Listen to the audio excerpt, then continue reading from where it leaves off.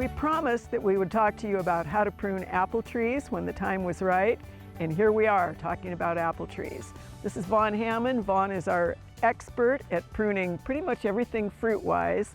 So Vaughn, the million-dollar question is, when do we prune our apple trees? And that is a great question. There's really 3 times that you prune an apple tree. The first time you prune an apple tree is at planting. You're pruning the roots and pruning for that initial structure.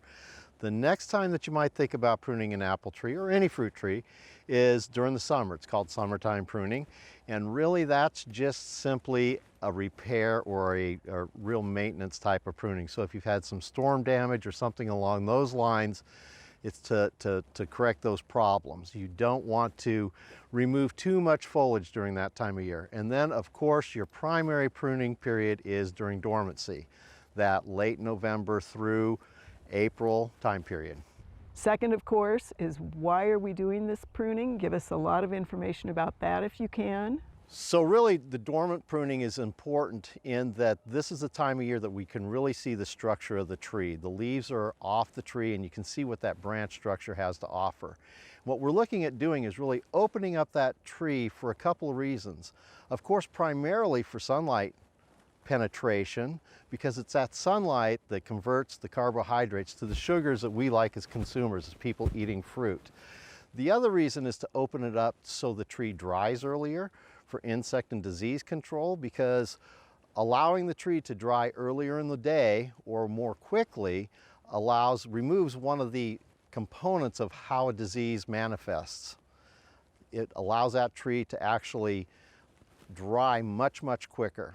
And finally, how do we do this? Do we grab a chainsaw? Do we grab loppers? What do we do to prune the apple trees? Okay, so there's a few rules that you really need to follow, and if you follow those rules, you can't go wrong.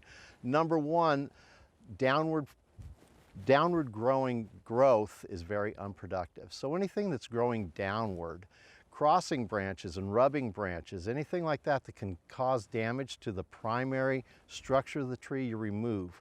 Water suckers, of course, which can happen anywhere on the tree, but really now that everything's grafted, there tends to be a lot of water sprouts from the graft union.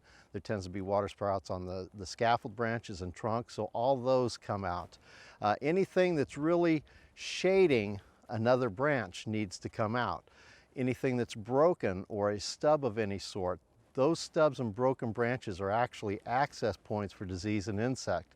The other thing is, depending on the pruning style that you're looking at or structure style that you're looking at, you want to prune to a single leader. You don't want to have multiple leaders, except in the conditions of pears. That's a little bit different situation, but for apples, you want a single leader, so it's not a competing leader. And then you want to remove any narrow crotches that there might be, because a narrow crotch tends to be a weak crotch and you get a heavy fruit load and it will tend to rip away and damage the tree. Thanks, Vaughn. I know people who have been so anxious for spring and to get through the flooding and haven't gotten their apple trees pruned are probably really anxious to hit that little tiny window in which they can still do their major pruning. Yep, just remember there's still a little bit of time.